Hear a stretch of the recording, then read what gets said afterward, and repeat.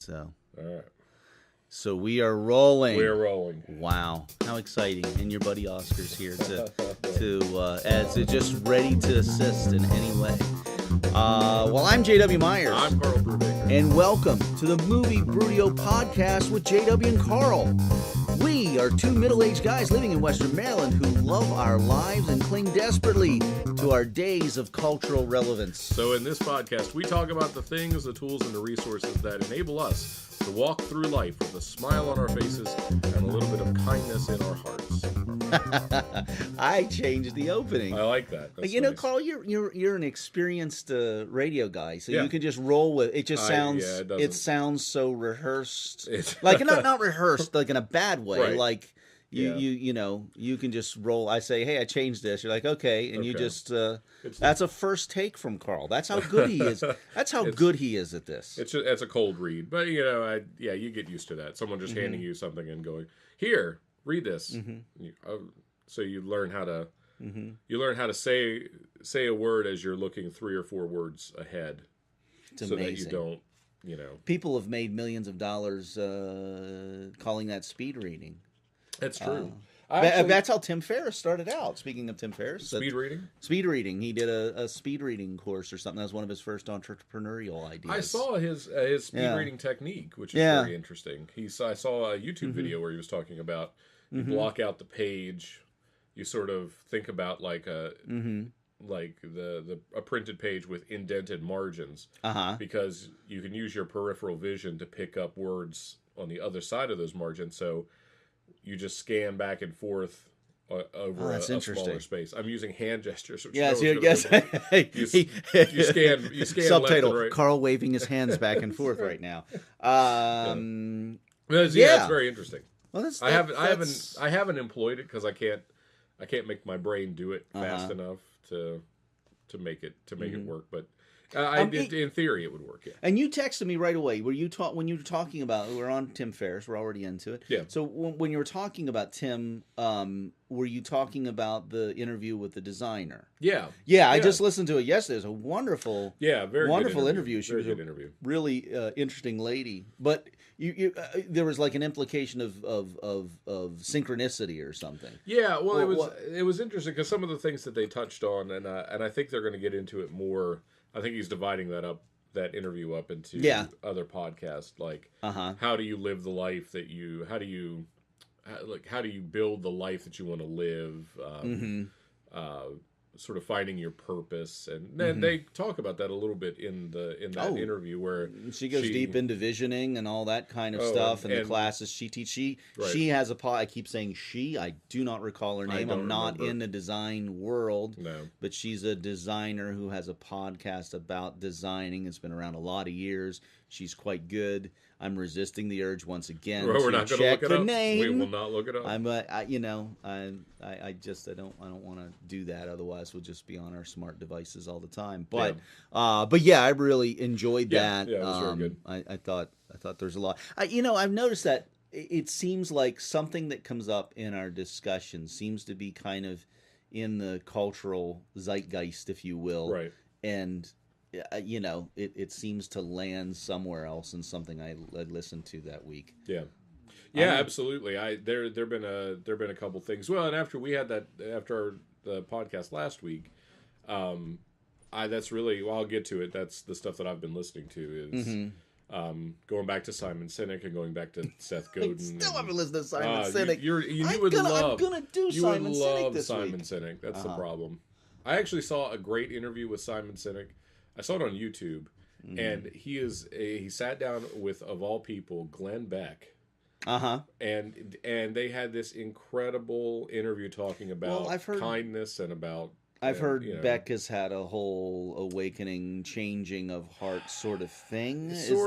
I don't know. Thing. I mean, it's politics makes strange bedfellows sometimes, as they say. and I think it's been a very interesting. It's been a very interesting season for Glenn Beck. But no, the Simon Sinek interview with him was actually very, very interesting because they were talking about kindness and charity and like how all sorts. So we can get to it later, but but yeah. We get to I actually sat down. I really worked with the agenda a little bit. Have some new areas. Not really new, but just kind of playing on what we're working out. So you said you've had a mostly sick week this week. Yes, I came down. I've had this cold that's going around since probably Thursday. Thursday night, I didn't feel 100%, and then Friday it was like, oh, I'm coming down with a cold, and then Saturday, Sunday, it's just been hasn't been bad enough. It was not like the flu where it's like you have to go lay down, right, and you can't do anything. It's just you can walk around, but you feel like hell. So I feel maybe a little bit better today. But. Yeah, my wife went through that all week, and then I had sort of a day on a Friday. I just don't get sick. Yeah, but I felt it. I felt not myself, and spent the day on Friday on the couch, just going, let's take care of ourselves today and not get sick. Okay, but let's not make a podcast about being sick, because that's no one. So we've had. Mark Stavanis once again was a busy week this week, and I understand it's a shortened week, and it's an interesting week to say the least. So he's not joining us this week, and I'm also trying to get another friend of mine to join us as well. But I'm interested in just exploring what that'll be to have another a person on the panel. So let's dive into. So that's kind of what went on. What made you laugh this week? Let's see. We watched a movie that I don't know that it necessarily made me laugh. But we watched. Have you seen Sausage Party? Yes. Here's the interesting thing. We had friends over. We have movie nights, like regular movie nights at our house, and so one movie night, usually Tracy and I will sort of trade off. If we're watching something that is not kid appropriate, then one of us will take Ethan and get him settled down, and the other one watches a movie. So, consequently, that's why it took almost a year for me to see Suicide Squad, because that's always how it came down. So, a couple weeks ago, we had friends come over, and they watched Sausage Party, and I had Ethan do so I was putting Ethan to bed. And all it's the same story you told about Suicide Squad, why you didn't get to watch it. Yes. This is why you didn't get to watch Sausage Party. Okay, so I can hear everyone laughing downstairs, just uproariously laughing. And so Tracy came to bed, and I said, "What'd you think?" And she typically that is not her kind of movie usually. Sure. And she said it was the dumbest, raunchiest, grossest, funniest thing that she had seen, and she laughed and laughed and laughed and thought that it was just. And so then I saw it over the week, and I don't know. It was. I feel the same way. I want to say there were certainly funny parts. There were parts that made me laugh. But it's not my kind of over-the-top, crazy humor. To me, there was something missing, and maybe I've actually aged out of this. I mean, I never wanted to be this person, but I think just the place that you are in life, I am not a prude. I'm not a churchy guy. I don't there's no reason why. It's not that it was offensive to me. It's not that I'm not offended by crude humor. I'm not offended by cursing. I'm not offended by any of those things. But at the age that I'm at, and the father of 2 young children, what my funny thing was this week was Rufus 2 on Nickelodeon. Now I'll get into that in a minute, but there was a time in my life where I thought crudeness was the funniest thing ever. Teaching comedy, I try to stay away from crudeness, but I understand that some people need to go. It's weird. It just Sausage Party didn't completely land with me, and I fully expected it to. I felt like I saw the trailer for it, and I thought, okay, and movies that are stupid funny movies, to me, have to have a little bit more to them.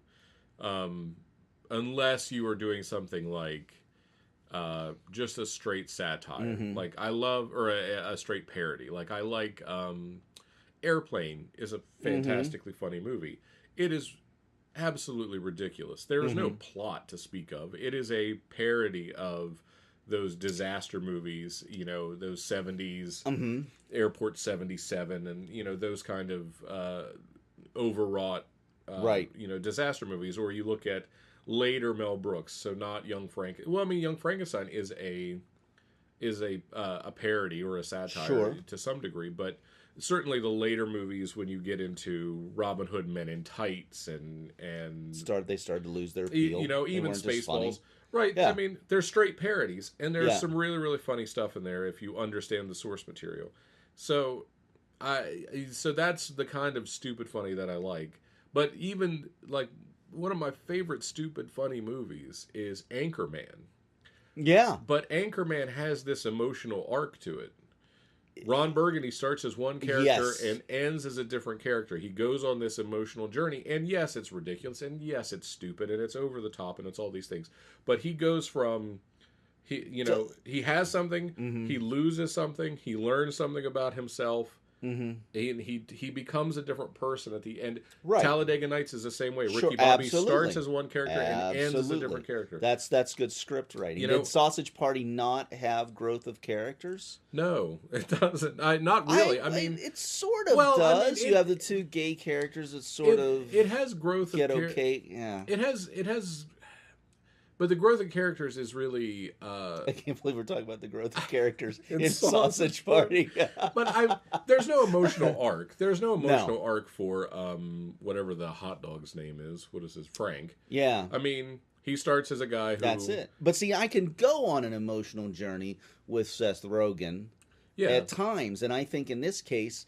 There's something about the animation that just lacked that emotion. It was clean. It looked so good, but the emotionality of the characters, if that's making up words, but was not communicated in that slick animation. And well, I think I'll contrast it with a movie that I think is just as offensive and raunchy and over the top ridiculous that I love. It was probably one of my favorite comedy movies. Team America World Police. I was just going to go to Team America, and before that, South Park the movie, which is South Park the movie, bigger, longer, uncut, and Team America. Yeah, two movies that I laughed harder. Oh my God, yeah! Till tears ran down. The guy in the behind. You're an actor, Gary. Actor, you've got to act. Like when they use your acting, Gary. When they put him through the valmorphication, and he goes, "My God, it's uncanny," and it cuts back to Gary, and they've just smeared brown makeup on his face and wrapped a towel around his head. I mean, I laughed so hard. The guy behind me in Team America World Police is laughing so hard he's gagging, like he's going to throw up. Oh, I had a lot of those experiences. And again, both of those movies. Why? Because there's a real story there. Is it also were you at a different place in your life? I mean, I know I was at that time. I was at a different... I could appreciate the raunch. Yeah, but I think too I think it's not so much the material. It's not that it was raunch or it was over the top. I think with Team America World Police, when you look at Gary, the main character, and again, he starts as this supremely confident. He knows who he is. He knows what he's all about, and he goes through this process. And at the end of the movie, he's really truly learned something. South Park is really good about that, where they can take even at the end of a ridiculous episode, they can drive even when it's with a sledgehammer, they could drive home what the point is. And Sausage Party for me, it just didn't have. It didn't have that. There were some funny lines. And Thank you. And I keep telling, I tell my friend Adam all the time, you're a dirty tip toucher, which I think which is a great slur. But I don't know. It was interesting because that was a movie that I thought I would.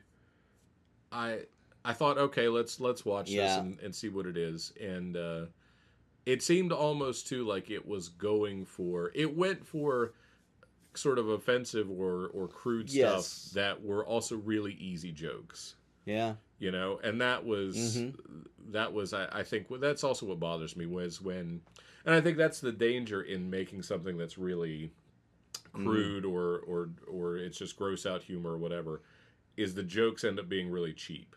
Yeah, well, again, it's still it outweighed your basic story arc. Yeah, but again, it's not even so much the story arc, because I think the characters do arc a bit in this strange story. What happens is there's something about that the animation, and it's like it was so slick we didn't get to follow an emotional arc based on visually. Right. That's weird. But anyway, that's further than I ever wanted to go with Sausage Party. But it's interesting because I had to say I really wanted to like this movie, and I liked it, but I left very empty. It felt to me like it felt to me like if you like Seth Rogen movies, like when he makes like This Is the End. I do like Seth Rogen movies. Like for me, they really don't do much for me. Okay, all right. So maybe I was going into it with a little bit of, I don't know. And I mean, and I understand it's an aesthetic thing. Mm-hmm. Like there are people who don't like those Will Ferrell movies. They don't like Anchorman, and they don't like. They're communist, I guess. I don't understand how you can. But I mean, they do. They look at it and they go, "Well, it's the same thing. It's a group of people who all have a similar sense of humor who make movies together." Mm-hmm. And that's, whether that's Zoolander, all the way from that to, the Step Brothers to whatever. Well, my comedy pick this week happened last night, and I'm sure everyone in our world knows about it. And that, of course, was Nickelodeon's premiere of Rufus 2. I don't. The dog. What? I have no idea. The what you're talking dog about. Turns into a boy. Oh, okay. And like the boy, and the kid plays the lead on another show, not the Thundermans, the superhero show where that Henry Danger. Henry Danger, yes, that kid. Well, about a year ago they did this. I think it was 2 years ago, but it might have just been 1 year ago. They did the Rufus movie, right? And so the lead up is we rewatched. My daughter was, all things premiering on Cartoon Network and Nickelodeon, and she knows so much about that pop culture of that era that, like, I remember being a parent with nieces and nephews and that were into those shows and going, "Oh my God, these shows are so terrible." And now I'm that parent and like watching them going, "These shows are great." But something about my sense of humor. Number one, who directed it? Savage Steve Holland. Remember Savage Steve? I remember Better Off Dead, One Crazy Summer. I remember when he did a cartoon when I was growing up called Eek the Cat that ran for maybe 2 seasons on Fox that I loved. Savage Steve Holland. He did a neat little some 80s comedies with John Cusack. Better Off Dead and One Crazy Summer. One Crazy Summer was kind of okay. Better Off Dead was really good. But integrated some animation into that. And then he just got into a career in that Nickelodeon world. He's always doing stuff like this.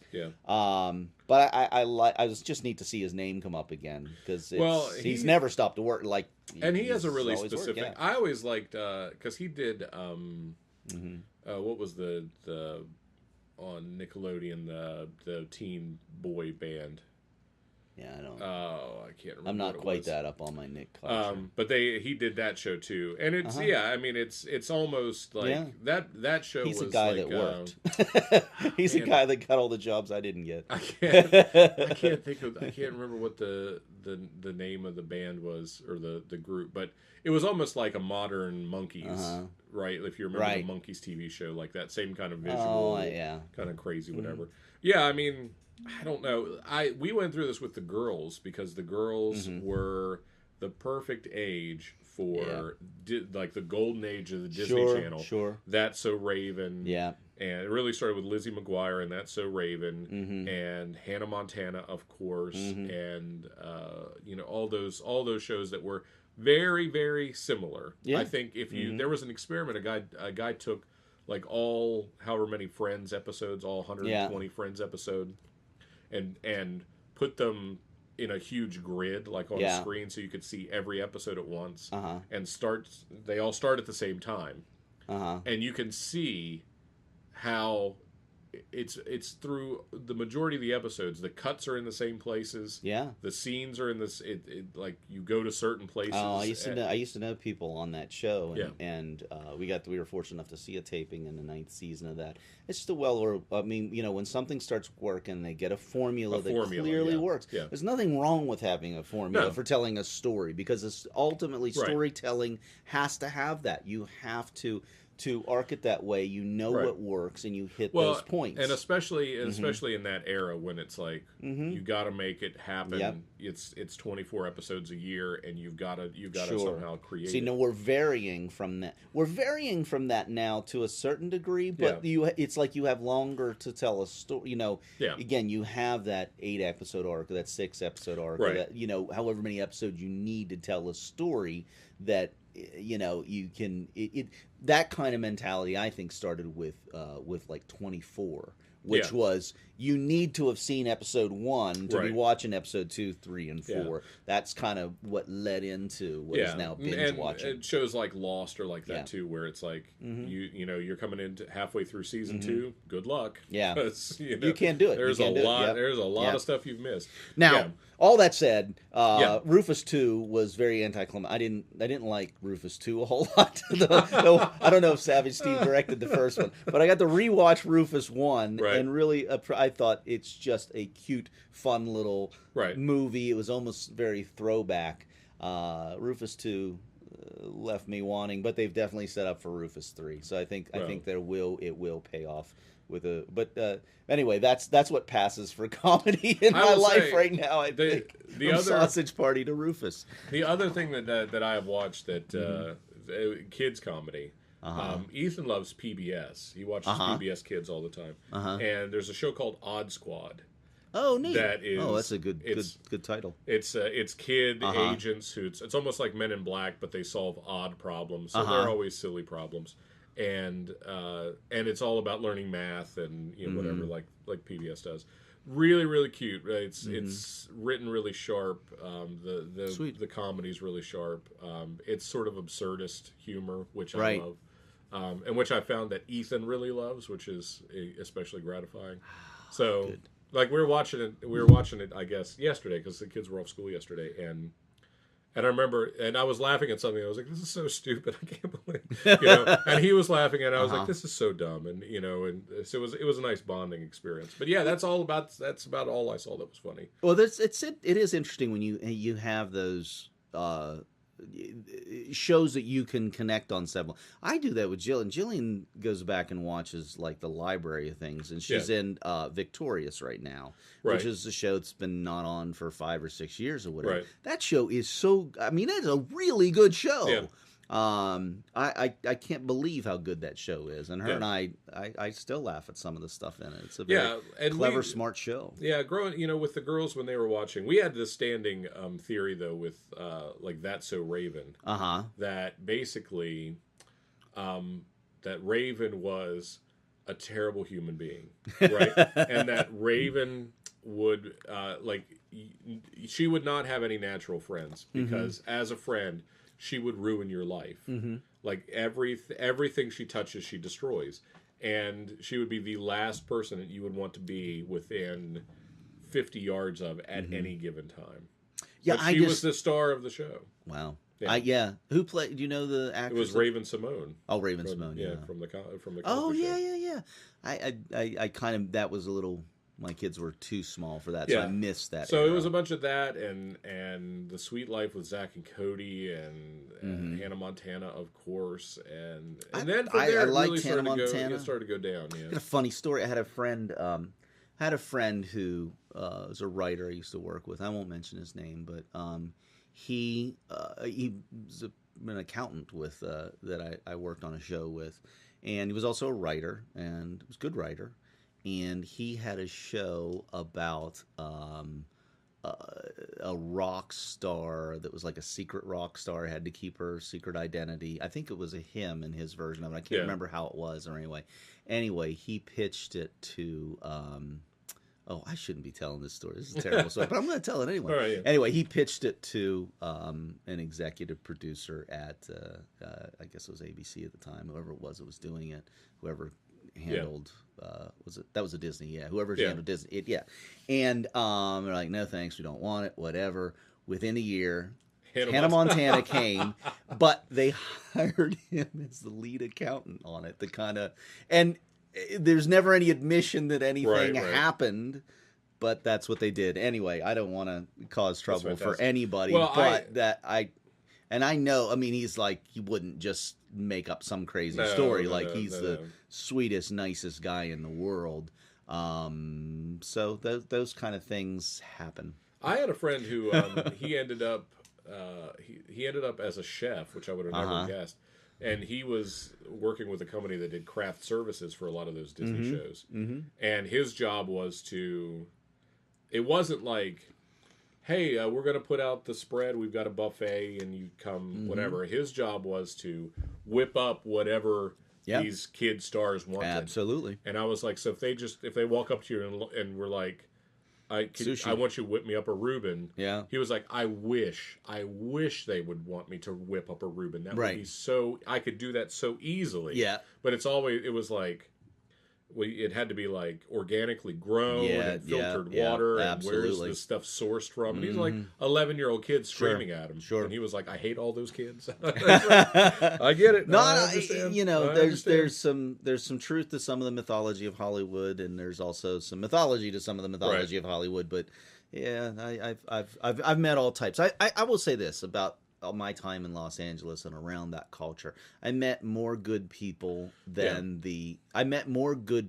overwhelmingly more good people and more kind people than I met the a-holes that you read about in the headlines. And the one thing I observed consistently over time is that, the negative stuff, the Lindsay Lohans, the Charlie Sheens, the list goes on and on and on.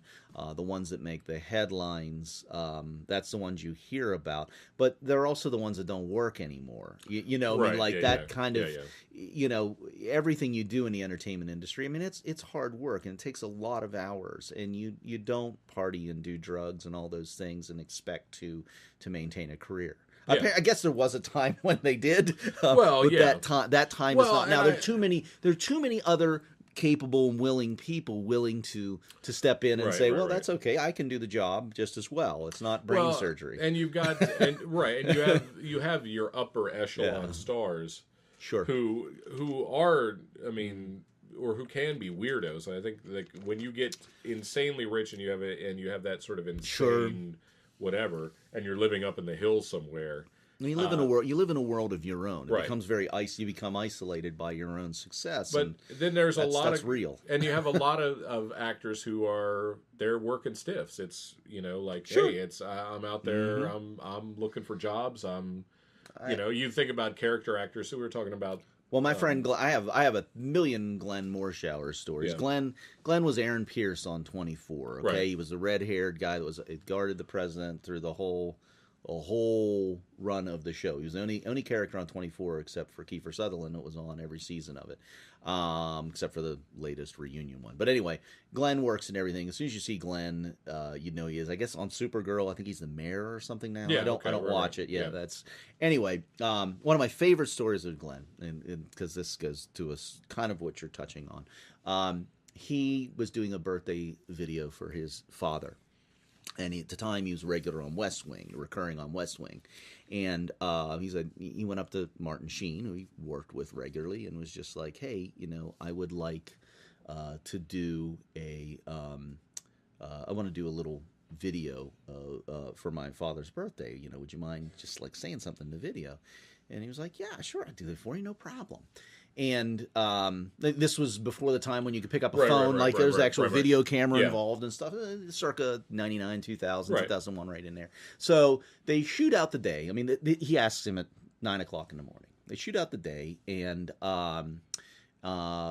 Sheen is finished at 5 or 6 o'clock, even though Sheen's that guy that stays around and shoots the other actors close up and stuff. He doesn't bail. He's that guy. Right. And just didn't happen. So Glenn worked late that day. I guess it was in an additional scene or whatever. Gets out at I think 10 o'clock at night, and Sheen's been gone for 5 or 6 hours.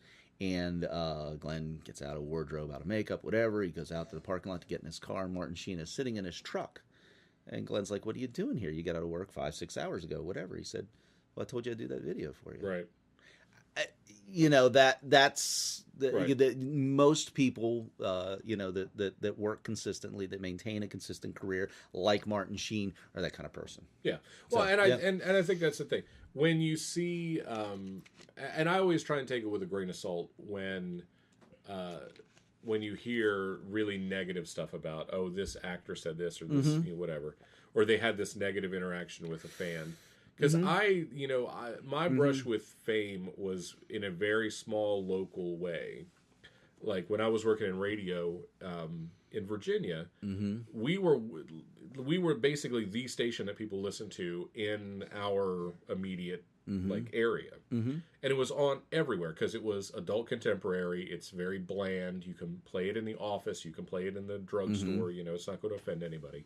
And everybody listened to the morning show, and we just knew.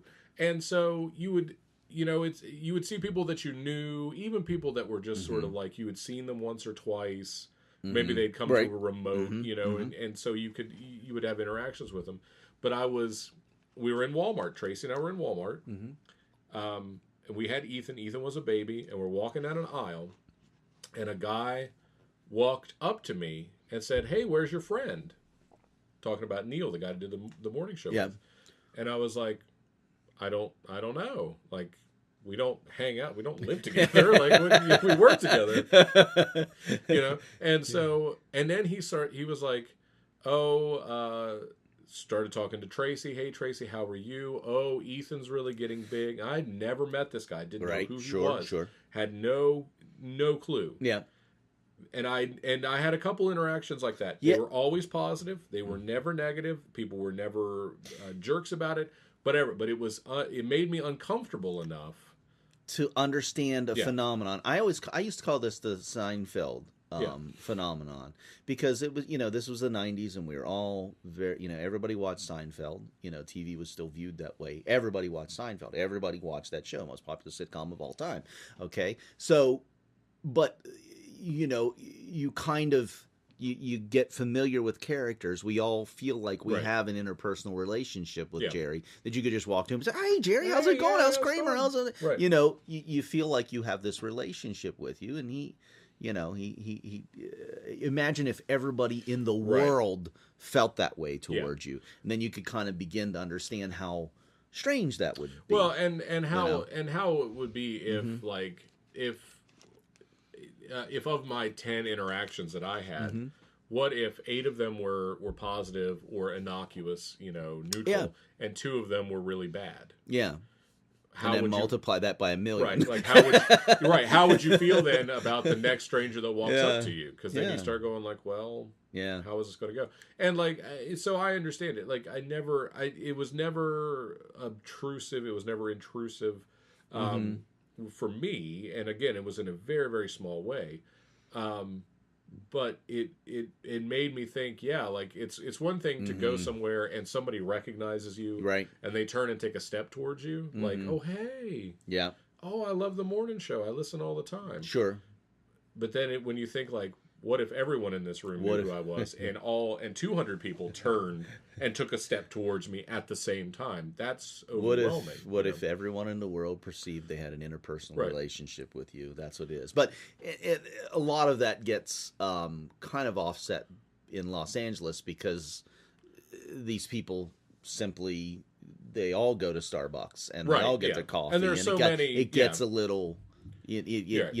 everybody out there knows it's bad form to approach them. I'm sure they still get approached, but not as frequently. Well, and because too, it would be one thing if you were walking downtown in Frostburg and saw Tom Hanks. People would be like, "Why is Tom Hanks here?" In L.A., it's like, well, I saw Tom Hanks, but I saw this guy, and I saw that guy, and I saw this woman, or whatever. Sure. It reminds me a little bit of the. It's probably an apocryphal Robert Redford story when this was in the '60s, when he was very.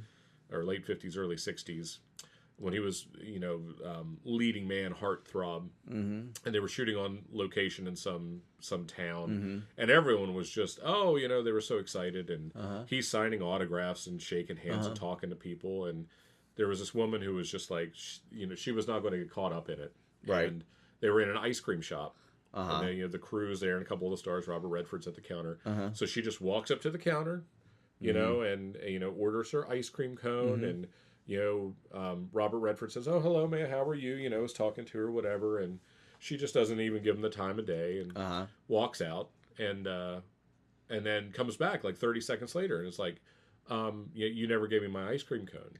And the guy was like, "Yes, ma'am. No, I did. I really did." And she was like, "No, I never received it." And Robert Redford turns to her and says, "Ma'am, you'll probably find it where you put it in your handbag." Because she was so distracted by the idea of not, So it's a great story. I have no idea if it's true, but it's a great story. That's a really, really awesome story. Yeah. So the next question is what's new at the movie Brewdio. But it's going to lead into another topic of discussion. Okay. But it's been kind of a quiet week. We've talked since the last improv night. Improv night is tonight. So hoping that weather's cooperating with us today. It's just rainy, but we're not going to have ice and all that kind of stuff. So correct. Hopefully have a healthier showing this week.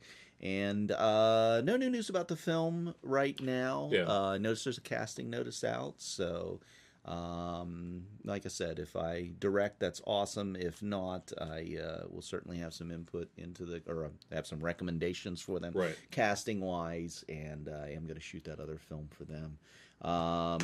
Workshop coming up in Columbus in a couple of weeks as well. And but.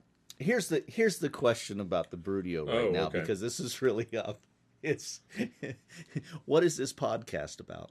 I was thinking about this podcast about. I was thinking about that because people they want the elevator pitch when you say that you're doing the podcast, and so, the elevator pitch is condensing down. For people who don't know what an elevator pitch is, like condensing the story down into a one or two sentence that you could give to an executive on an elevator to try and land a job or whatever. When I'm looking for a podcast to listen to, and I had Ty said this to me very early on, and my wife and I just got in a discussion about it this morning, and she's very right. It's like when I'm looking for a podcast to listen to, why am I picking the Movie Brewdio podcast with JW and Karl? And I don't have an answer for the question, and I feel like we're getting clearer on that as we go along. But I thought for sure that the Yakov Smirnoff conversation was going to crack it wide open. I think this is a podcast about Yakov Smirnoff. So surprised he hasn't gotten in touch.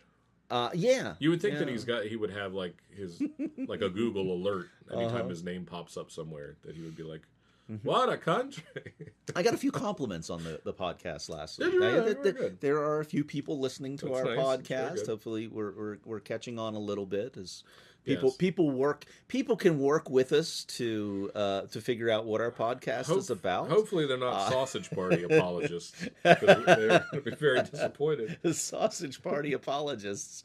It was the best movie. This is a podcast for Sausage Party apologists. Sausage Party apologists, yes. Episode 12, we talked about how it was really a good movie, and people who say it was bad are wrong. Yeah. I think thematically it's like, I swear I used to be cool. I swear I used to be cool, but now this is for middle-aged dads. Right. I think thematically we all kind of we play into that every week. That is true. It's just sort of how do you package that and sell that?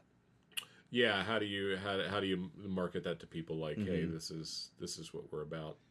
That's a good question. I'll have to think about that when I'm not, dying slowly of a cold. It's really been bad. This cold has been. I'm heavily medicated with completely over the counter Medicaid. I want to stress that. I do live in Cumberland, so I have to. You have to stress where you got to show 6 forms of ID to buy your cold medicine. When I was in high school, we did a play. This is a long story, so just indulge me. We did a couple shows. Our drama teacher had spent a semester in Japan. And she came back just crazy about Japanese culture. And so she was, for my senior year in high school, where I did, I think, 7 shows, like back to back. And I was doing 3 shows concurrently. I was acting in 2 shows and directing a 3rd show concurrently. It's way too much when you're a senior in high school. But we did this show called The Honorable Urashima Taro, which is a traditional Japanese folktale. Kind of like Rip Van Winkle, where this Urashima Taro is this fisherman who saves a sea turtle from these boys who are trying to kill it. The sea turtle ends up being a magical creature and takes Taro to the bottom of the ocean, where he meets the sea princess, and they're attacked by a monster, and Taro's injured, and they have to use the magic of the 4 seasons to bring him back to life. And then he goes back to his village, but it's 100 years later, right? Because he's been on the bottom of the sea. Sure. Yeah. So it's a traditional Japanese folktale. We're in full kabuki makeup. I mean, full. God bless Miss Kirk, because we went hardcore. I mean, kimonos. I'm the sea turtle. I've got a green cap on, full kabuki makeup. I'm wearing a shell that my mom made. Sure. That weighed probably 35 pounds. Of course you did. Yeah. Right. And we're doing this, and we're putting this show on for the fine kids of Preston County, West Virginia, who could not have appealed less to them. I mean, honestly. But I think that's what our podcast is really about. Kabuki theory in Preston County, West Virginia. So so we did the Honorable Urashima Taro. We took it to a drama competition in Morgantown. So we're at the Center for Creative Arts in Morgantown. We're in their studio theater. So we've done all of our shows. We've got a traditional proscenium stage, right? So we go into, which is what you would think of as a regular stage to see a play. People don't know what proscenium is. So then we go to WVU, and we're in their studio theater, which is a thrust. So it's like a regular stage, but there's this piece that comes out front, right? So actors. So now you have people on both sides, three sides. So we have to redo all our blocking. Yeah, so some of your staging's different. All our entrances and exits are wrong. My friend Evan is in the light booth, but he's not running the lights because it's millions of dollars of lighting equipment. Right. So he's basically sitting beside a sophomore who is running the lights. Now light that up there, dude. Yeah, right. I need a spot on this character, right? And so then the guy's like, hey, you want to see what this light board can do? And Evan's like, sure. And so there's crazy lights going on. So there's a blackout at one point. Well, the blackout in our theater, we had a very nice theater at Preston High School. We had some work lights, and some safety lights off to the side. And you could still kind of see what was going on. We had exit signs and stuff. In the studio theater, it is black. It is black. Starting to see where the story's going. And so at one point, I have to yell a line during the blackout that's like, Taro, sea creatures, protect Taro and the princess. So I get halfway through this line, and Jana Kearns, who is a great girl, but she was about 5 feet nothing. Yeah. She's running off stage, full tilt, in the dark, and she hits me. Her head basically hits me dead in the chest halfway through this line. And so it's sea creatures, protect Taro. The lights come back up. It looks like someone has exploded. There are pieces of costume all over the stage.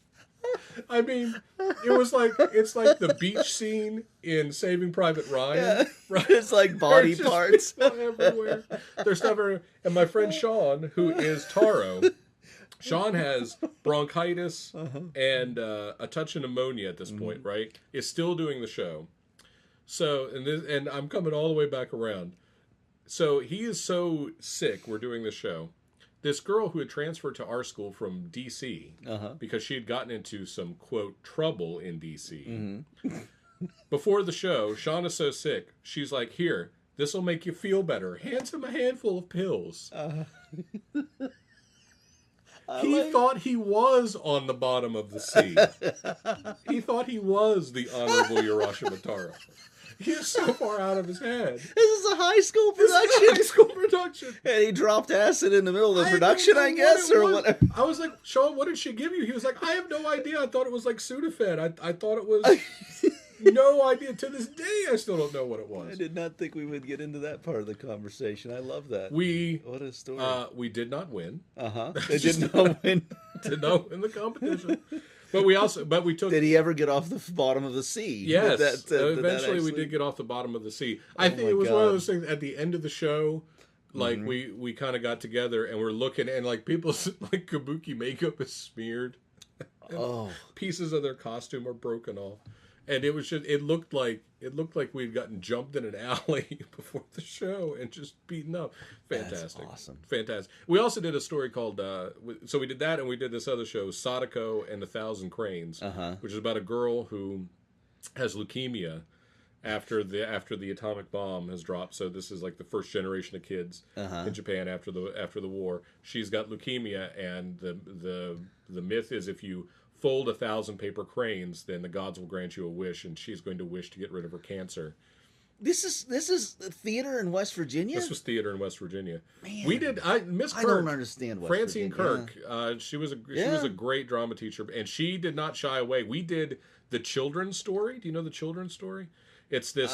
Yes, I do. Where it's I think a children's hour. Like the maybe it's the children's hour. I can't remember the name, but it's like the United States has been defeated in a war, and it's a classroom of children, and like the new teacher comes in, and like two soldiers escort out the old teacher, and the new teacher starts talking about like indoctrinating them into this new right. And at one point she's talking about the American flag, and she's like, oh, you know, what a great flag. And you know, well, I think it's bad that the flag is up there. We should all be able to have a piece of it, and you have to actually cut up the American flag and hand it out. And we're doing this in like we did it in Preston County. Well, we had to change the colors, like we color swap the flag. Yeah, sure. And so that you could legally do that. Yeah, because people were like, why did you color swap the flag? I said, because they would have burned the theater down. If we'd cut up the American flag. No, she did not shy away from difficult. Wow, that's really, really interesting. And we did, Juvie, and we did, what's the one? The one where all the kids are addicted to drugs. All the kids are dead, and they're talking about how they died. And and it's all drug related. The one we were busy with Kaufman and Hart. We did. You Can't Take It With You. And, we did. We had Harvey. No, it was. What was that? I think was that. That wasn't Juvie. Juvie is kids who are in prison, like the one, and it's all monologues. It's like a monologue show. And the one kid was talking about how he's a pyromaniac and how he likes to watch the fire burn and. Because you had to take that stuff to competition, or you could not win. No, you couldn't roll in with some lighthearted romp. Wow. It was all springtime for Hitler, and Well, I'm completely changing gears here. Yeah, sorry. But no, it's okay. I really enjoyed that story, and it was relevant. Yeah, so I think I'm going to have to take the same medication that Sean was taking. The message here, kids, is drop acid in your high school play. Was that what we're trying? When a girl from an inner city high school hands you a handful of pills before it's time to go do a show, maybe you should ask a few questions. Yes, double check. Maybe you should ask a few questions. Check the prescription label. Yeah. Well, what are you listening to? Would you listen to anything new this week, or are you just too busy being sick this week? I went back. I was listening to Simon Sinek and Seth Godin, who is a genius. I forget how smart Seth Godin is. And now Tim has him on his podcast frequently. Yeah. Seth Godin is just, a marketer. He was one of the first guys who really came up with sort of permission-based marketing rather than mass marketing. Right. And he was a guy who I think we talked about it last week. One of his thought experiments is find 20,000 people that you can just make insanely happy with your product, and you can consistently over-deliver to those 20,000 people, and you can keep them indefinitely rather than lose everybody trying to go for 2 million people. He's just a very, very smart guy. He wrote a great book called Tribes. All talking about how you find your tribe, how you identify the people, how you interact with them, the importance of like this is where we're at now. Right. just so good. And Simon Sinek, you gotta look up Simon Sinek. All right, Simon Sinek. He's the so third fantastic. week in a row I've written it down, and I'm gonna And we talked about Tim Ferriss's interview with the design lady that I refused to look up her name, but it was a really good interview, and I had the sense that we're going to get a lot more. I was listening to Dee Wallace's podcast a lot. Dee Wallace has a podcast. Get inspired to. Oh, I'm missing Dee. Well, you do Dee. It's really spiritual and out there, and that's kind of my thing. But Dee's a friend, and Mr. Terribly. Her second season of a show just dropped on Amazon Prime. Just Add Magic, kids show that she did. She did a second season of that, so that's out now. Nice. She talks a lot about the process of doing that show in her podcast. She it was not one of her favorite things. Not the content of the show, just a lot of the production. Was a bit of a process for her. So anyway, but I'll let her speak for herself on that matter.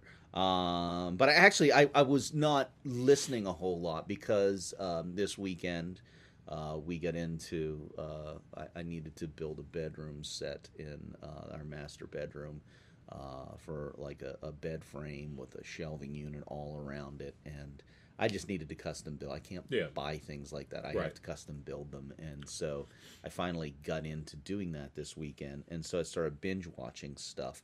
And I had this great setup. I had I had one TV binge watching Netflix and the other TV with the football games on. Because, the Saturday games were awful. And then the Sunday games suddenly got really good. Right. But I binged watched Maron season 4. So Mark Maron, my favorite podcaster, well, one of my top 3. He did a show for IFC, and it started out, season 1's rough. He was a stand-up comic trying to write a show around him about podcasting, and it was kind of okay, occasionally funny, but enough to keep my interest and. Keep through all the seasons of it. Season 4 was really good. Yeah. He kind of it went a different.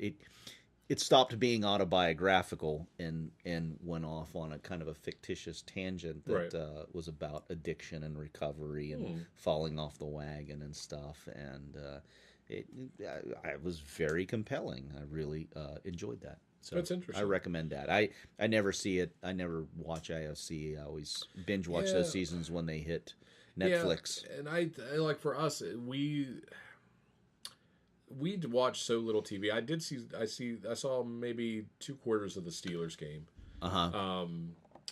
Which was good. It was like, and I saw like the end of the second quarter and the third quarter. So they weren't. It was not like the important quarters, but that's about as much football as I've seen this year. Really? Honestly. Yeah. I've not been into it. That Packers Cowboys game was one that I watched, and I went down and watched the fourth quarter of it with some friends. We were having a little get together. Everybody was under the weather in the house, so I was the only one who could get down and just kind of make an appearance down there and say hi to everybody. And the fourth quarter was amazing. We had. A last-minute comeback, and then the other team came back, and then the other team. It was 3.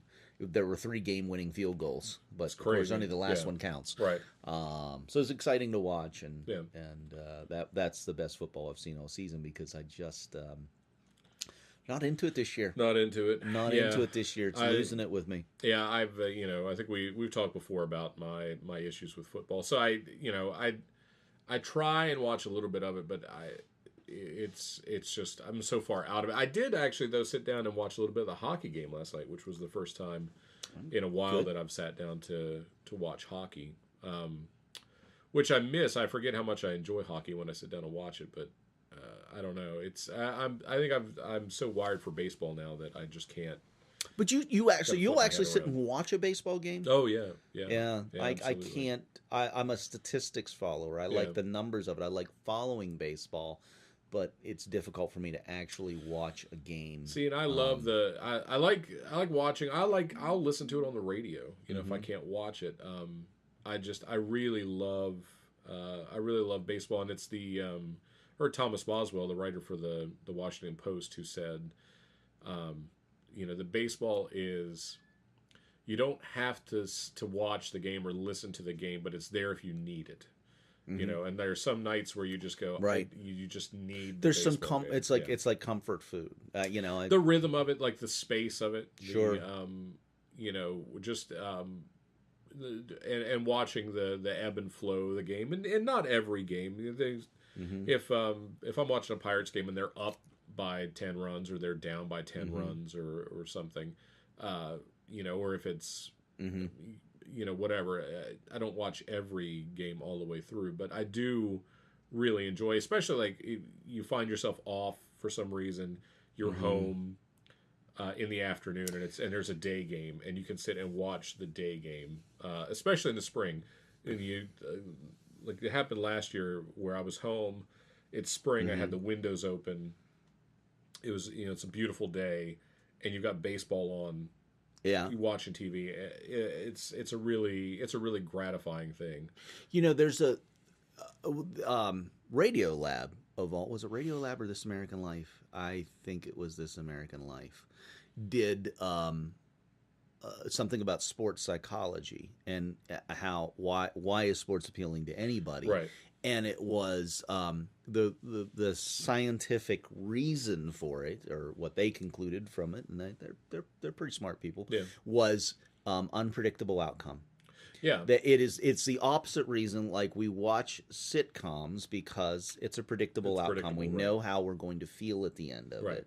There is this huge thing about not knowing the ending of something that makes compelling television, or makes a compelling thing to watch, because it's unpredictable and we don't know the ending of it. And it was really interesting to listen to their take on it. I'm pretty sure I'm quoting it was in This American Life, and I feel like they just reran. You know, they rerun episodes. I feel like they just reran it in the last month or two.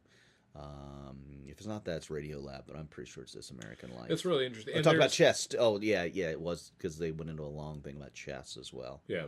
Well, and there's a ton of studies about consistently getting a reward actually diminishes the value of the the dopamine hit. We were talking about getting a hit of dopamine. When you consistently get a reward, the dopamine trails off. You don't get as big a hit. But when the reward is random, then you get a bigger hit of dopamine when you get the reward, which is why gambling works. Yeah, you know, gambling works on that idea that it's random, and so you aren't entirely sure when the reward is going to pop up, which makes it that much greater when it does pop up. And because our brains are wired to look for patterns, and it's like a pattern recognition machine. That's interesting. You're looking for a pattern. Yeah.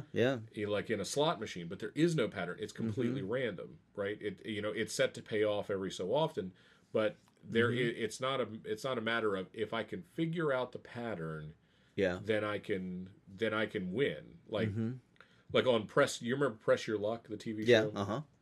There was a guy who memorized the pattern of the blinking lights to be able to win. And there was I think they did a documentary about it, where this guy would go on, and technically he wasn't cheating. Like there was nothing that said you couldn't memorize the pattern.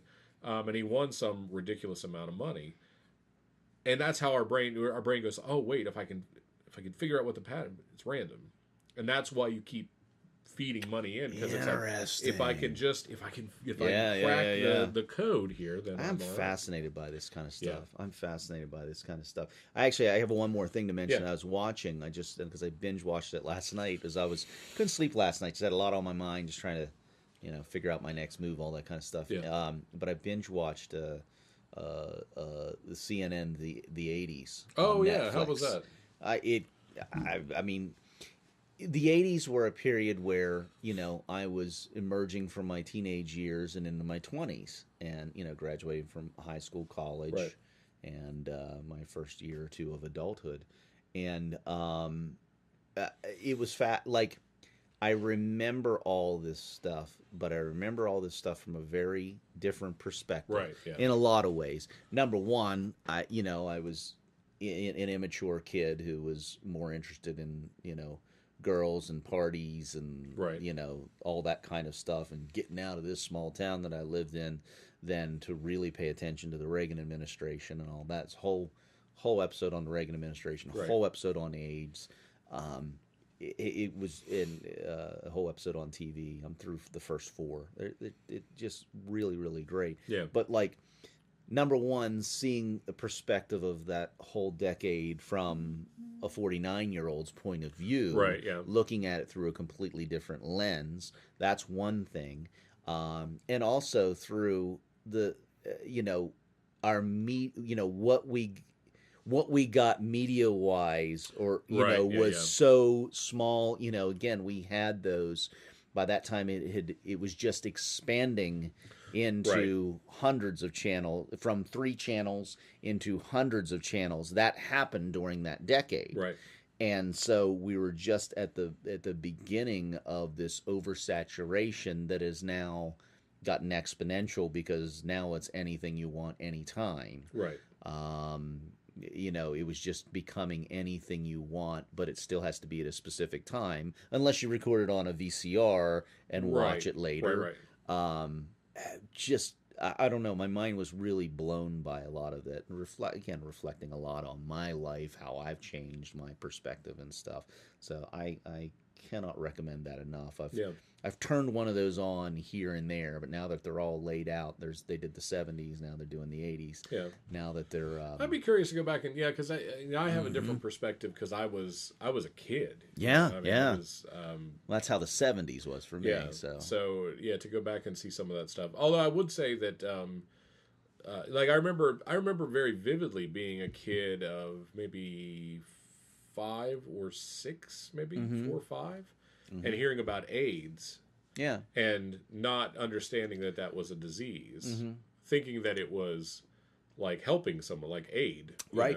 Yeah, sure. You take things literally, like asking my grandmother, "What is AIDS? Why?" And she was like, "No, it's a disease, and it makes people sick and whatever." But also being such a social stigma on it, not to mention your age added into that. Right.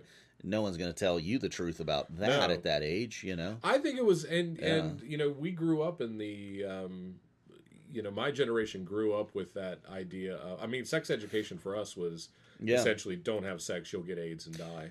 Well, my generation was that AIDS was the thing that turned it into that for us. It's like it started out good, and then it, that became a paranoia. Right.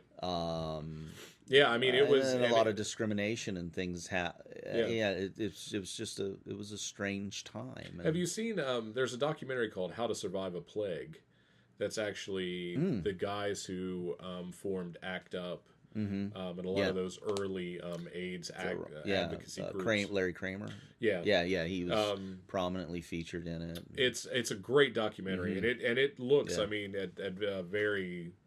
a very disturbing time. So much of that was happening completely out of the view of people. If you didn't know someone who had AIDS, or you weren't in a community where it was really prevalent, I think people forget how devastating it was. Sure. Especially in the gay community. It was, and again, being a different person, I was a different person at that place in my life. Brought up very small town, not a lot of exposure to alternate sexual, so it's seeing a lot of the story told by people, a community who suffered from it. It's a lot easier for a 49-year-old to look at that and understand that than it was for a 16-year-old or a 17-year-old to look at that. So it was a different time. I don't mean to make excuses for an insensitive time in our culture, but the fact is, we have learned and grown a lot as a culture in the years since then. And I think that was always my criticism with people who look now and say, I see it somewhat with younger people who will go like, I can't believe that so and so ever. This kind of came out when Paula Deen. When she lost her stuff, and they were like, but you're looking at something she said back in that, and it was like, she used the N-word. It was like, she grew up in the South in the 60s. I'd be surprised if she doesn't drop the N-word. Absolutely, absolutely, and that's not disrespect by today's growing up where I mean here, or growing up where I grew up in Preston County, like it was the one. Like growing up in Preston County, it was understood that you didn't make fun of people because they were a different race, right? Like you didn't make fun of black people because they were black. Not that we had black people in Preston County. There's probably 20 black people in Preston County growing up, so we weren't exposed to that. It's sort of multicultural or multi-ethnic, whatever, but. It was just, I mean, it was very prevalent in the culture. We've talked before about the Police Academy movies where in the end of every Police Academy movies, the two cops end up in the Blue Oyster in the Blue Oyster bar. That was, you used to make a joke about that. You can never make a joke about that. No, I mean, it was, and looking back on it now, you go like, oh boy, it's really unfortunate and uncomfortable. But you have to take it in the context of the time. And I think that we live in a very unforgiving culture who can't, and that's, I think, what I'm trying to say about this documentary. It allowed me to review things. Right. You know, Reagan, those years, you say what you want about President Reagan, but he was a very popular president, right? He crossed the aisle and was popular. Some controversial things that does get into Iron Contras and all that as well. Right. But the big thing was not speaking out and not saying the word AIDS and all that kind of stuff. Yeah. But again, at that time, there was still a lot of trying to figure out what this is, and there was a lot of uncertainty of whether this thing was going to wipe out the entire planet, and when it is the president's responsibility. I don't mean to take up for him, but again, it was fun to really view this whole thing through a different cultural lens, and they just did such a great job of capturing the feelings, the emotions, and how compartmentalized our lives were at that time. Yeah. It's interesting because it's kind of one of the things that watching Simon Sinek over the weekend, he was talking about how much our culture has changed. Where he was talking about because he does a lot of corporate engagements, talking about business, how to be leaders in business, what kind of and that leadership is about taking care of the people around you, taking care of the people inside your company. And he said, like layoffs, laying people off to balance the books, right? Like, the company, we missed our income projections, we have to lay some people off. He said that did not exist before the late 1970s. Right. Companies did not do that. They didn't go because there was more of the understanding of, we're not going to send you home to explain to your family that you don't have a job and can't provide for them because we missed, our Q4 report is, is off. So it's very interesting. That's the only other thing that I really watched or listened to was the political stuff, which doesn't interest anybody. We got to stay out of the political stuff. We got to stay out of the political arena. I've learned too that like when I pitch my political stuff at people, because I stand very much, I think, outside both political parties and come from a particular perspective. When I pitch it to people, they just go, "No, I have no interest in that." Yeah, so I just go, "Okay." It's not that I'm very interested. No, I think there are podcasts that are about that, and I don't want to be in a podcast that's about that. Right. It's what issues are going to come up. This is inauguration week. It's a very pivotal week, and so it's interesting. Okay, so. Yeah. All that said, I'm really not avoiding politics. I don't mind if we say something. Like I say, there's a difference. I think in this context, the conversation is much more about, it's much more about our lives, and it's much more positive, I think, than the political. It's a very negatively charged political climate at the moment. Well, what did you do this week? Not related to technology. Tried not to die. There's that. I worked some on my guitar. That project is still moving forward. Now, how long do you project this project is going to be? Is this going to be ongoing for a year or a week? No, it really shouldn't take that long. It really shouldn't take that long. There's a coffee cup that says, what is it? if your husband, if a man says he'll finish it, he'll finish it. No need to keep bugging him every 6 months about it. I'm getting the quote wrong. That's it's right. No, I can't remember. I think I could probably do it if I sat down and just focused. I could probably finish it in an afternoon. It's pretty straightforward. I keep kind of walking around it going, what should I do this or should I do that? I haven't really. But see, I need thinking space like that. I'm doing the bedroom set in the bedroom. I mentioned that already. That was mine, not related to technology. While I watch technology, but also, right. I have to have a lot of beer when I do that too. Right. But but I need thinking. Like I'll go in with a blueprint, and then it doesn't quite line up that way, and I gotta think, and I gotta drink, and I gotta watch another episode of Marin. There's but that's related to technology, but the building wasn't. But part of the process is being able to walk away from it and go, okay, well, the pickup's not going to quite fit in like that. Right. But if I just dig that hole a little bit deeper, right. I find like if I make hasty decisions, well, I'll just drill another hole right now. It's like, oh man, that never works out. Yeah, so that's kind of where I'm at with that. The other thing I did, I finally fixed the weather was nice enough. We had that one day where it was like 65 last week, and I tore the inside of my driver's side door in the car and swapped out the door handle, and my door handle broke, so that it wouldn't open from the outside, so you had to open it from the inside, and it's been so cold that I haven't wanted to get into it. Can you get in your car now? Yes. Oh yeah. So it's done. It's done. I'm very impressed with that. It's done now. And I figured out I was having a problem with it has central lock, so you push one, like the driver's side door lock down, and it locks all the doors. Okay. Well, it was doing this thing where you would push it down and it would cycle through the locks and get stuck with all the doors locked. You couldn't get out. So in the process of doing that, I didn't fix it, but I know what the problem is now, so I have to get a new.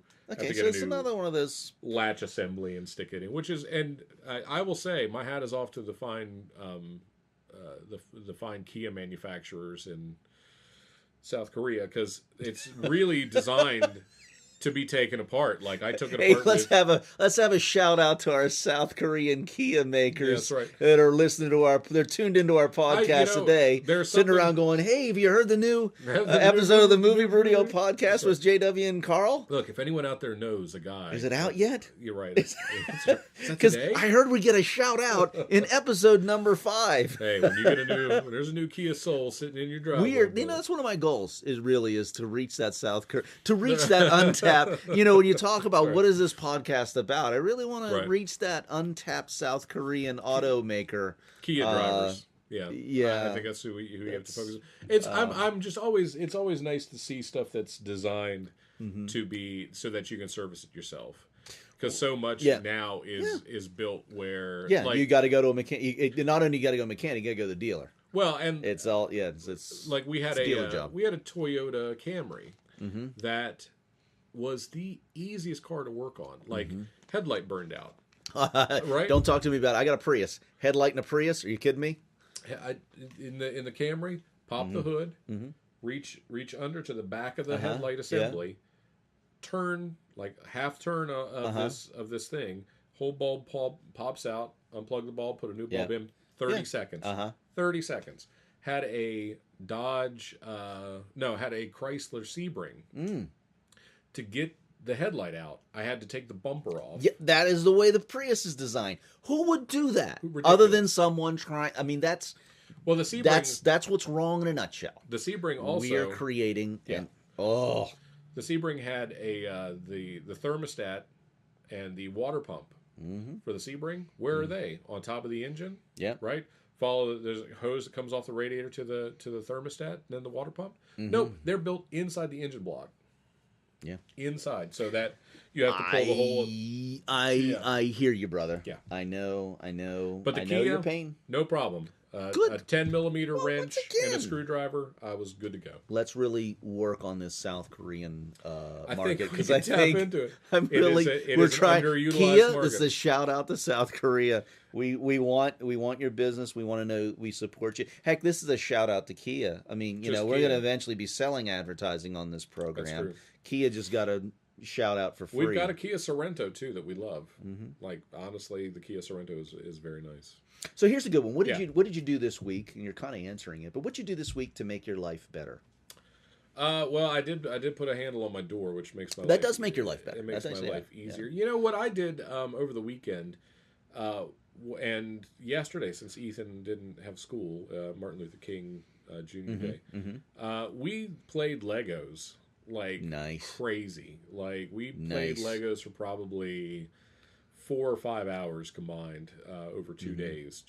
And we found the Lego channel on YouTube. They have all these tutorials on how to make micro scale Legos. So you take just like a little 1x cap and a little 1x tube and put that together, and that's your guy, micro Mike. And then so now you're building at a completely different scale, right? So everything. So you can take a small amount of blocks and build huge cities and build vehicles, and so we had a blast doing that. You forget as an adult how much fun it is to play with Legos. Number one, and I love the step by. Benjamin's gotten into them, and I just love sitting down the step by step, figuring it out. There's that. You get this feeling of accomplishment, completion. Yep. And they're so well. I love it. They're so well designed, and like everything, the way they're put together. And I really actually like the Lego Corporation. Shout out to them as well. Boy, we're just selling all kinds of stuff and getting when it starts rolling in, I'm going to hit them up for a sponsorship. With like the Lego, I heard a Lego executive say one time that in their corporate environment, blame is not for someone who makes a mistake. Blame is reserved for people who fail to ask for help, or for people who fail to help someone that they see is struggling. Wow, that's a really good corporate statement. And that blows your mind. Like, so it's not like, oh, I screwed up. I made a mistake. Oh, well, the mistakes happen, and that's okay. It's somebody who because of what they want is someone who's struggling to say, I'm really struggling here. See, this is a huge thing that you've gotten into, and I get into it a lot with improvisation and just acting theory in general, but mainly with improvisation. What I love so much about improvisation is that you have to be willing to fail at this. Not every scene, probably more time than not that you're going to spend on stage in an improvisation, it's not going to work. It doesn't work. You're struggling. You're trying to find it. And you have to be willing to go up there and fall on your face a little bit in front of some other people, and of some good supportive people who understand. But you have to be up there and do it. We live in a culture now. Who was it that said this? Anyway, we live in a culture now where it's not okay to make mistakes. You are expected to be excellent at everything that you do immediately. There's no room for that anymore because everything is so accelerated, and by the time it better be excellent, or you will be publicly ridiculed for anything. And so I'm very into that philosophy. And it's something they talk about with kids, in child development, where Alan Arkin said it. Sorry, in his book, An Improvised Life. See, yes, and there are teachers now who say, like, in certain when they approach kids who are struggling with something, they say, rather than they'll ask kids like, Did you mess anything up? Did you get any problems wrong? Did you and they'll say, no, I didn't. I got them all right. And the teacher will say, oh, I'm so sorry you didn't get an opportunity to learn. Right? Because that's how you mess up a problem and you learn how to get it right. Beautifully said. Yep. And again, it's from an educational perspective, there's so much emphasis now on hitting targets, hitting numbers, making sure the numbers are right, making sure test scores come out right. There isn't the room there to say, let's go screw something up. Let's try this and see. No, we don't screw things up anymore. Yeah. I struggle with that myself. I mean, honestly, like that idea of you're trying to translate an idea, you're trying to express an idea, and if you keep it in your head, then it's perfect. Dude, I mean, this has been the time between films has been all about that with me, and it was a big step for me putting Special School out there. Yeah, because we made that before the other two films. It's not perfect. We didn't have any money. Right. And it's comedy. I mean, comedy is never perfect, and right. I just had to have a big step here and go, I just need to put this out there, and people are going to laugh at it. There'll probably be some people that are going to hate this, and that will be okay. Right. Although I've really been enjoying. Did you watch the latest chapter? Yes. Her last line, she's like my stepmother. Oh my God, that Carrie Bartholomew, this young lady that played the teacher in it, she was in addition to being very attractive. Right. It's inappropriate for me. I knew her as a student. She was of age when she did our film here, but I knew her when she was younger than that, and so it that creeps me out a little bit. Right, you know what I mean? Right. Like I don't have that thing, but she's extremely funny and was very self-aware of what she was of the character that she was playing there, and I just the way that she delivered that just put me on the floor. And there's the one there's the one cutaway shot there where I can't remember the line. She says something, and it cuts away to I can't remember names today. Cuts to the Shannon, Mary Beth Johnson. It cuts to her in the hallway, and she's just like got her hands up, and she's just staring at the camera like, I don't even know what to say. It was fantastic. Yeah, it has been funny. A joy rediscovering all the little gems in this movie, and there's a big scene coming up. The pieces will come out this week, and so it's been a lot of fun. But putting that thing out there that's imperfect. Yeah. And the other thing is too, Karl, the thing that I've really enjoyed so much about doing, I've been talking about doing a podcast for 3 years now, easily. And, Steve Sullivan, who I was trying to get in here today, knows because I've been trying to get him to do one, and Ryan, and I kept backing off for the reason we're talking about today. Well, what am I going to do a podcast about? Right, yeah. That needed to be okay, because essentially, there isn't a cost to doing this right now. Right. And we had a good run at it. I mean, we did this 6 times to figure out, and it was like, well, you and I have no problem talking for 90 minutes. We could do a podcast all day. Pretty much. We could just live stream a podcast all the time. So part of the process of doing, I mean, this has been a big step, and just going, you know what, let's just do this, and we will figure this out. And I feel like this is getting sharper every week. Yeah, I think so too. And you know what? There's going to be people that are going to listen to this, and they're going to hate it. And that has to be okay. Well, and that's something too that that's a Seth Godin thing. That goes back to what you're making is not for everybody, and you have to say and you have to put that out there that this isn't for everybody. People are going to self-select and just by saying that. Yep. You're going to attract some of the people who are like, this is the thing that I'm into. Yeah. Mm-hmm. I had a lot of reflection this week too. One thing I've been reading books again. I'm reading a couple books, right. And one thing I came to last night in a lot of my processing is that Anne Rice is self-indulgent and ultimately uninteresting. I'm going to say it. I thought I loved those early books. I think they're another thing I think you have to look at in historical context, because that was the first. To me, those were the first books that went into vampire culture and reinvented it, modernized it in a popular culture context, it was vampire stuff. It was erotic. Thriller. It was. Those Interview with the Vampire Lestat. And Queen of the Damned wasn't all that good. The one book out of the series that I really liked was A Tale of the Body Thief. That to me was far and away my favorite. Yeah. And I got through those first 5, and then there was a 6th one that came out a few years ago, and then Prince Lestat came out. Now Prince Lestat and something about Atlantis. It's laying right over there. I'm not even going to look at it. I'm getting through the first chapter, and it's like, because now I'm supposed to know this about.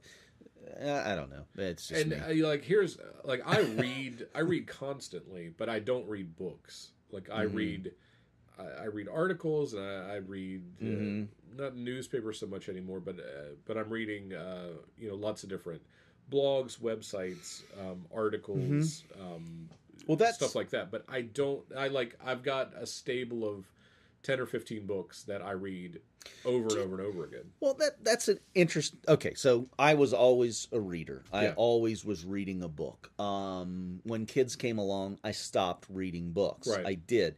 Then when I taught classes I discovered a library and I discovered books on CD. And I would put them in my iPod or just listen to CD after CD. I'd get them unabridged, and I went through about 4 years of reading more than I had read in my entire life, cumulative, just listening to books on CD or books on iPod. Right. Anyway, then 3 years ago, essentially, 4 years ago, I discovered podcasting. Right.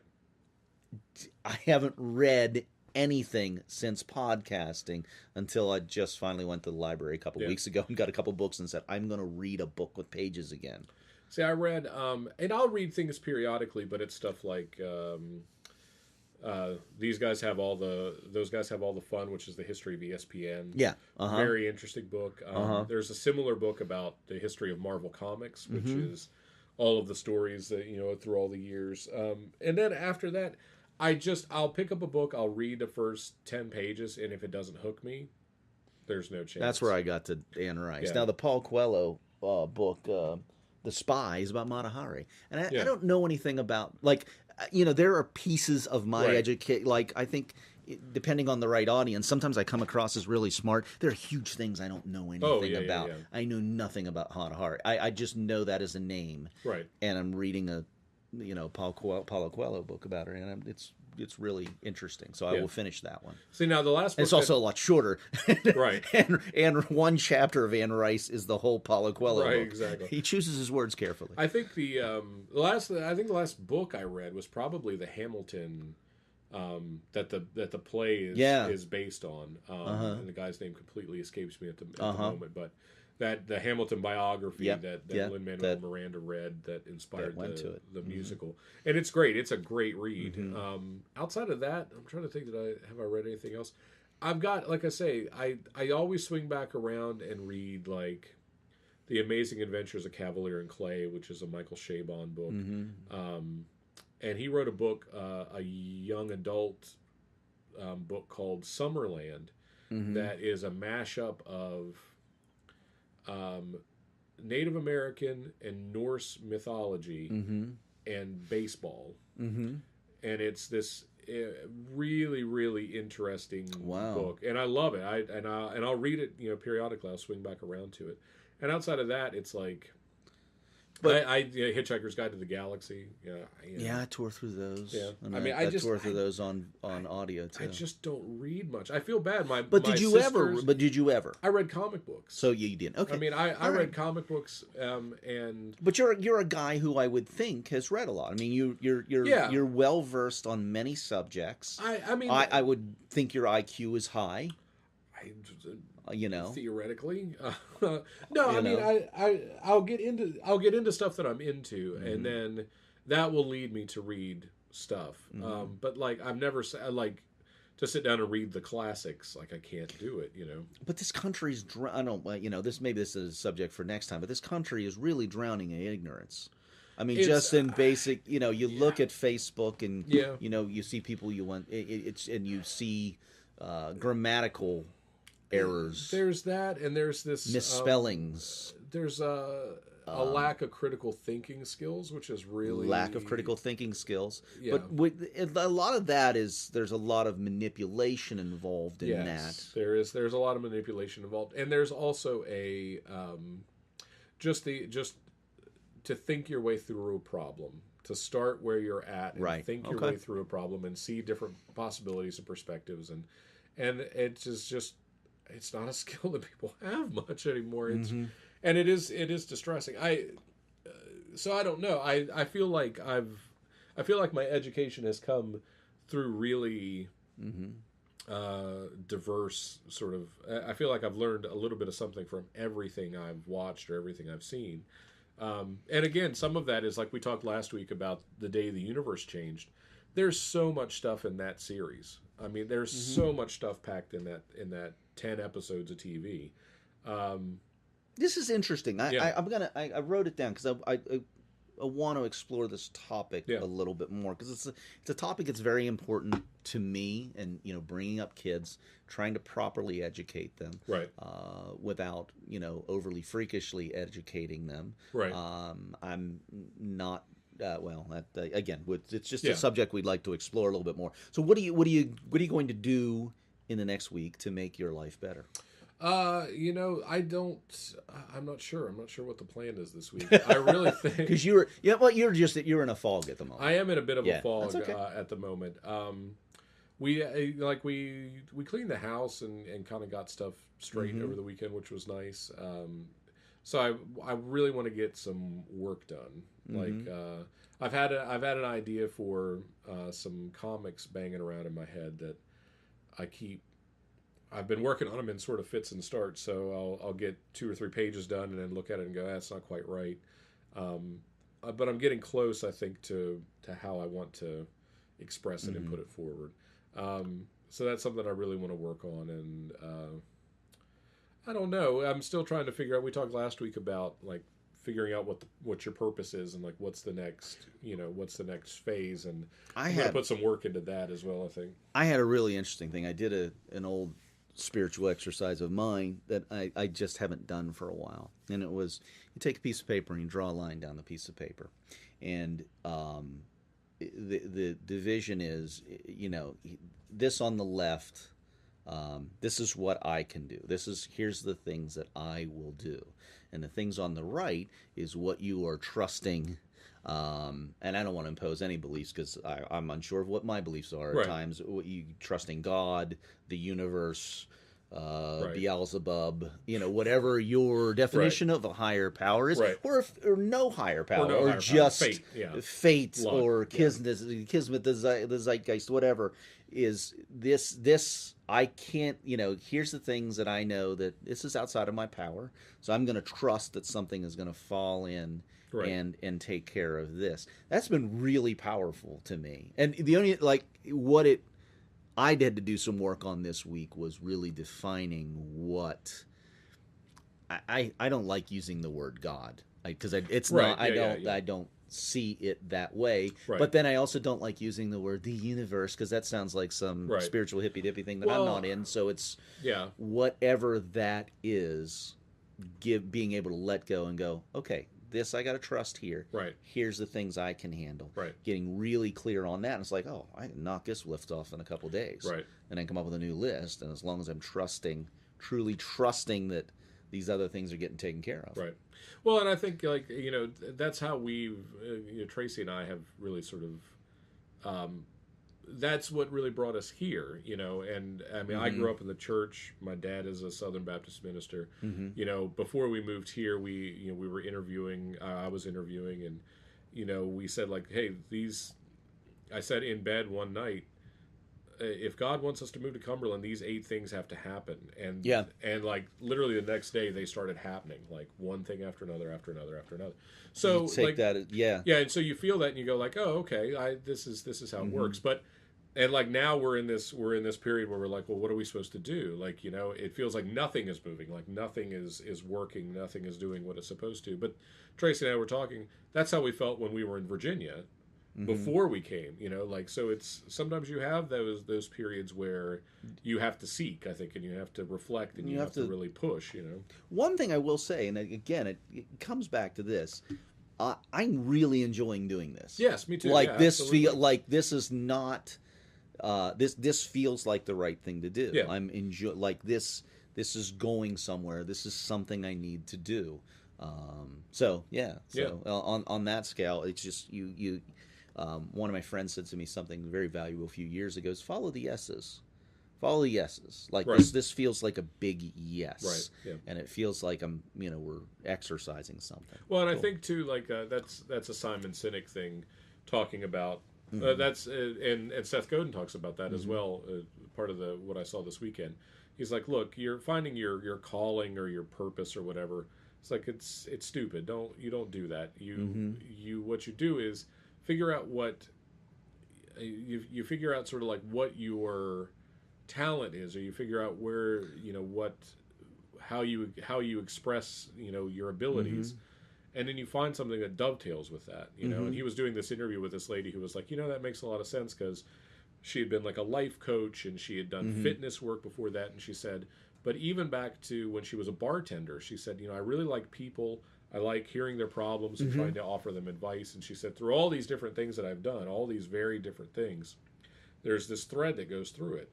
And you think that's really interesting. And Simon Sinek said, if you're trying to find your purpose, the most effective way to find it is to help someone else find their purpose. Yes. Help someone else. Help someone else do that thing that you want to do. Right. I'm really trying to do that with the film right now. Right. Is I said, I don't know if I'm going to direct this or not. I said, but I'm going to help you guys. I want to help you. Right. I know the young man that I want to play the lead in this. I think you'll agree with me when you see Imani Kari, read for this. I think he's perfect for this. It's right for him, and it'll line up. But beyond what I think is right for it, I want, to put these pieces together. I want to help you guys make an excellent film. Last thing, so who gets the kindness award this week? I'm so bad at this. This is it's coming every week. I know, I do, and that's the problem. I don't. I'm not mixing with. Nobody's being kind to you this week, are they? What about Look, even what? Oscar's not even laying on you this week. No, is that what it is? No, he senses the sickness inside me. Yeah, so he's shunning me. No, I think I've really been in my own fog this week. So I mean, outside of my family, and I'm trying. Have I even talked to anybody else? And I think I've really just been. All right, I'll go first. Go first. Bill Guthrie gets my award this week. Okay. And you know Bill. Bill's with us on the board at Beginnings. Nice guy. Our kids go to school together. And I'll tell you why. It's really it was an interesting week. And I don't want to get into details because there are kids involved and stuff. But there was just an incident happen. It wasn't a big deal. Yeah. There are three sides to every story. An incident happened. And I got an email from Bill, and he apologized. Like, it wasn't even like clearly Bill did something wrong or not even remotely like that. Yeah. But the fact that there was just, look. I'm sorry. I would have never wanted something like this to happen. Right. There is such power in an apology. To me, it was just like the kindest thing. There was no questions asked in a there was no clear, hey, clearly you were no, it wasn't like that at all. Right. It was a lot of different factors involved, but he just led with this apology, and I'm like, what a cool thing to do. Yeah. And then it was like, no, I think the apology is mine, and it opens up that that conversation when you just leave. Some friction happened. If you just start with, look, I'm sorry that some friction happened. Right. Let's talk about this like some reasonable adults. It's just, to me, that is just the epitome of kindness, to start with an apology, forgiveness, that sort of thing. It was really, really a super cool thing to do, and it really stuck out to me. So I have to award that to Bill Guthrie this week. Yeah. So very good. Yeah, I got nothing. You still got nothing. I still got nothing. It's not so much that I feel like I could just give it to the same people over and over and over again. I'd say. Would Bill be on that list though? I mean, he's a good guy. You don't know Bill that well. I don't know Bill that well. Yeah. I like Bill. I would say it would probably go back to, Yeah, either my wife or one of the teachers at the school. I'm trying to think of like people that I actually talk to day to day. That's pretty much. I will say, my friend Mark is he's a guy who, like, I don't know. I guess I've just been feeling a little down or a little, you know, that directionless whatever. Sure. And he's been someone who, even if he's not saying like, hey, things will get better, because he's not really that kind of guy. He's somebody who he'll send me stuff. He'll send me links and videos and stuff during the day. Like, hey, watch this. Hey, here's something funny. Here's, you know, and it's nice when it's nice to have people in your life that will help lift you up when you're feeling a little bit down. And yeah, so I would give it to Mark. All right. Fair enough. Well, buddy, I'll try to actually talk to some people this week. Try to actually come out of your... I don't know, I feel bad. Can you come out of your room or your bathroom or wherever you're hiding? You're just going to go home and weep until we do this podcast next week? I lay under a damp blanket and just moan softly to myself. No, I'll have to talk to some people. It's not that people are like actively mean. It's not like I'm walking around and people are flipping me the bird. I end up just kind of like in the house doing stuff, working on stuff, and I'm not isolated with people. Yeah. All right. Well, I appreciate you. I'll give you a kindness award. Thank you. There's a lot of kindness. Thank you. We get to have a fun night tonight at improv. All that kind of stuff. That'll pick our spirits up. I'm gonna try to get my buddy Adam there. Oh, sweet. Sweet. Good times. All right. Well, once again, I'm JW. I'm Karl. And this has been the Movie Brewdio podcast with JW and Karl. Yes. And as we're so fond of saying inconsistently week after sometimes week. That's right. That's it. Fort Pitt. We'll see you next week.